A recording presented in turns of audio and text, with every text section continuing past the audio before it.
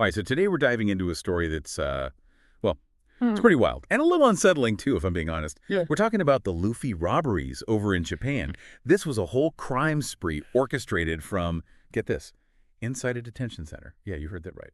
A Yeah. detention center. And the mastermind. They went by Luffy, like the manga character. So to help us unpack all this, we've got an expert in international crime and cybersecurity with us. I know it's a lot to take in, so let's just jump right in. This whole thing started back in 2019 with a bust in Makati in the Philippines.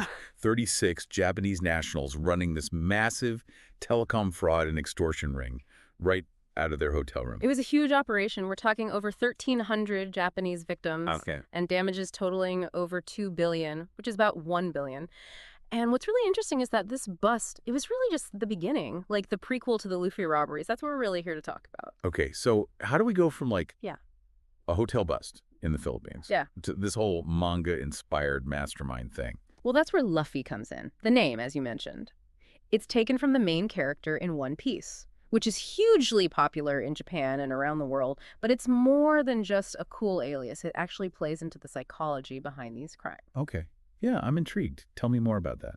Think about it. One Piece is all about adventure, finding treasure, outsmarting the authorities. By choosing this name, this Luffy character, the mastermind is crafting this image, maybe even romanticizing the crimes, making it easier to recruit accomplices. It's almost like they're joining a grand adventure instead of taking part in a criminal organization. So less scary criminal, more rebellious hero then. Exactly. And the person suspected to be behind this whole persona is Yuki Watanabe. Although I do have to say that the Philippine authorities, they haven't officially confirmed this yet. All right, so we've got Luffy, aka Yuki Watanabe. But here's the thing. Watanabe has been detained in the Philippines since 2021, facing deportation. Right. That's right. He was being held there because of some legal charges. And this is where things get a little crazy. Watanabe, along with 3 other detainees, Imamura Kyoto, Tomonobu Saito, and Fujita Toshiya.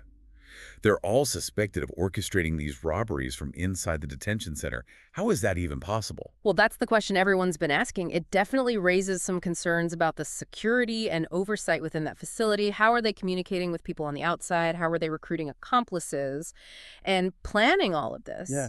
All while they were supposedly detained. That's wild. So let's get into how they actually pulled these heists off. Well, a big part of it was social media. They used platforms like, well, I can't say specific names, but let's just say popular social media platforms to find people who'd be willing to work with them. And their pitch was the promise of high-paying, dark part-time jobs. Dark part-time jobs. Chilling. So what does that even mean? Basically illegal activities, often involving things like deception and theft. It's a way to get people interested without being too specific about the criminal side of things up front. Okay, I see. Clever but disturbing. So once someone took the bait, how did they actually communicate with the guys in the detention center? That's where Telegram comes in. It's an encrypted messaging app. Anonymous. Secure. And difficult to trace. Perfect for coordinating criminal activities, unfortunately. Right, the double-edged sword of technology. Yeah. So they had a way to find accomplices and a way to communicate securely. But what were these dark part-time jobs all about? Okay, so imagine this. You get a call from someone claiming to be a police officer. They tell you your bank account's been compromised, and you need to act immediately. Oh, man. That's scary. I could see how people would panic and just do whatever they said. Exactly. That's what they were counting on. They pretend to be police officers, financial authorities, anyone they could use to gain the victim's trust. And once they had that, they'd get their hands on ATM cards, bank information, whatever they needed to drain their accounts. It's a new twist on a classic con artist techniques. But with technology, anonymity, and a network stretching across international borders. Wild. And these weren't just like small-time scams either, right? Right. We're talking about a wave of robberies across Japan. Over 50 cases in 14 different prefectures. Starting around summer 2021. Wait, summer 2021. Uh-huh. But Watanabe and the others were already detained by then, right? That's what makes it so significant. The fact that these robberies actually escalated when the alleged masterminds were already behind bars. It suggests there was a well-established network already in place in Japan. This wasn't just a few random individuals following instructions. So this is even bigger than we thought. A complex network, sophisticated scams, and a mastermind seemingly running the whole thing from inside a detention center. So what happened next? Did the Japanese authorities just sit back and watch this all unfold? No, of course not. They were putting a lot of pressure on the Philippines to extradite these suspects. But that's where we run into a whole new layer of complexity. The legal battles and the diplomatic hurdles that come with international crime. Okay, so that's exactly what we'll be digging into. The extradition process was anything but straightforward. And there's some pretty serious questions about how the Philippines handled this whole situation. This is only the beginning of our deep dive into the Luffy robberies. So as we were saying, the Japanese authorities were really pushing to get those 4 suspects extradited. Right. And I'm so curious to know what happened next. It sounds like this whole extradition thing wasn't exactly easy. What kind of legal battles were we talking about here? Well, you have to remember that we're dealing with 2 completely different legal systems. What might be a straightforward process in Japan could be a total nightmare in the Philippines. That makes sense. So what were the main issues? The biggest problem was that the suspects still had charges against them in the Philippines. We're talking serious allegations here. Some even related to violence against women and children. Hold on. So even while they were detained and suspected of masterminding all these robberies, they were racking up even more charges. Something's not right here. That's exactly what a lot of people thought, the timing of these charges, especially right when those extradition requests came in. It definitely made people think they might have been fabricated to stall the whole process. Wow. Like a deliberate stalling tactic. That's a pretty serious accusation. If that's true, what would be the point of doing that? It's tough to say for sure, but it could be anything from internal corruption within the system to political pressure from higher up, maybe even attempts to protect certain individuals or their interests. Okay, so this goes way deeper than just catching the bad guys. This is about international relations, legal systems, and potentially even uncovering corruption.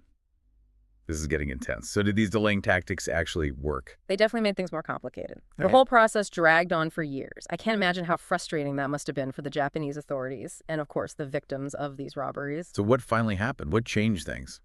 Well, there was a pretty big development in early 2023.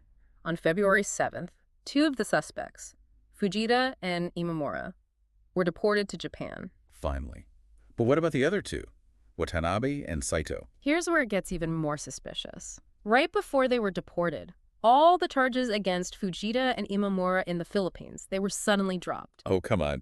That's way too convenient. There's no way that was just a coincidence. Exactly. And then the very next day, Watanabe and Saito, they were deported too, and their charges were also dismissed. Okay, so it sounds like there was definitely something shady going on there. But at least they were finally brought back to Japan to face justice, right? Well, you'd think so, but remember that global network we talked about? The one that let them pull off these robberies from inside a detention center? It looks like shutting it down. Wasn't as easy as just deporting a few key players. What do you mean? There's more to this story. In May 2024, another Japanese national, Nagara Hiroki, was arrested in the Philippines. He was wanted in Japan for telecommunications fraud and theft. Does that sound familiar? Are you saying this is like a copycat situation, or could this guy actually be connected to the original Luffy operation? That's the million-dollar question. The Philippine authorities think Hiroki might be linked to the Luffy robberies, but we still don't know how involved he was. So even after they took down the masterminds, the network could still be active. That's kind of terrifying. It shows just how hard it is to fight international crime. It's like cutting off one head of a hydra and 2 more grow back. The Luffy robberies are about more than just a bunch of robberies. They show us just how vulnerable we are in this interconnected world. Right. We rely so much on technology these days for communication, finances, even just staying in touch with family and friends. And that creates a whole new set of opportunities for exploitation. Exactly.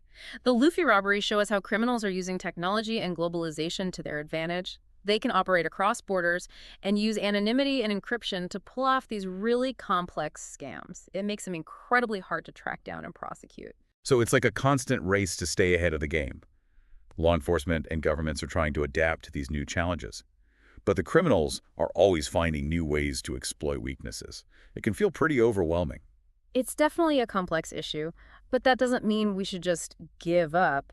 There are things we can do to protect ourselves. Okay, that's what I wanted to hear. I think we could all use some practical advice right now. Right. What can we do as individuals to avoid becoming victims of these kinds of scams? That's a great question, and it's one that we'll be talking about in detail in the final part of our deep dive. We'll explore some simple but effective strategies and resources to help you navigate the digital world safely and confidently. So stick with us. We'll give you the knowledge you need to stay ahead of the scammers. Welcome back. So before the break, we were talking about just how easy it is to fall victim to these elaborate scams, especially with everything moving online these days. It's a little unsettling, to say the least. But I'm hoping you can give us some reason to be optimistic. It can't be all doom and gloom, right? Right. We don't want you to feel like you're powerless against these scammers. The most important thing is awareness. And there are things you can do to protect yourself. Okay, great. So let's get into the practical stuff. What should we be looking out for? What are the red flags that should set off alarm bells? One of the biggest red flags is unsolicited contact, especially if it's from someone claiming to be from a bank, or a government agency, or even a tech company. Legitimate organizations rarely reach out to you out of the blue, especially not by phone or text message. Okay, yeah, that makes sense. Yeah. I'm already thinking about all those spam calls I get. Okay. But these days, Yeah. have scammers gotten a lot better at impersonating people? I even heard they can make it look like a call is coming from your bank or something. Absolutely. They've got it really sophisticated. They can use spoofing technology to make it seem like the call is coming from a legitimate source. That's why you should never give out sensitive information over the phone or through email. Things like your bank details, social security number, or passwords. If you have any doubts at all, just hang up and call the organization directly. Use the number on their official website.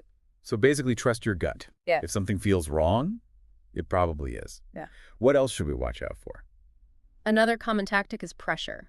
Scammers will try to create a sense of urgency or panic. They might say your account's been compromised, or that you owe money, and you need to act immediately to avoid some terrible consequence. Yeah, I can see how that would work. When you're feeling panicked, it's easy to just do whatever they say. Exactly. But remember, you always have the right to take your time. Verify the information. And ask for advice from someone you trust before making any decisions. Don't let anyone pressure you into acting quickly. That's all great advice. So what about social media? How can we protect ourselves from scams online? Social media is a treasure trove for scammers. They can use the information you post to create very believable scams. So it's a good idea to review your privacy settings and be careful about what you're sharing publicly. And of course, be wary of friend requests or messages from people you don't know. Scammers create fake profiles all the time to try and gain your trust. Right. It's easy to forget how much information we're putting out there. But let's say, despite our best efforts, we do fall victim to a scam. What should we do? First of all, don't blame yourself. These scammers are professionals, and their whole goal is to deceive you. The most important thing is to report it. Contact your local police department or the Federal Trade Commission. Okay.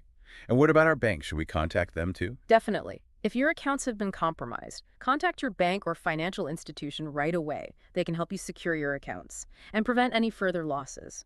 And don't forget, sharing your experience can help protect other people from falling victim to the same scams.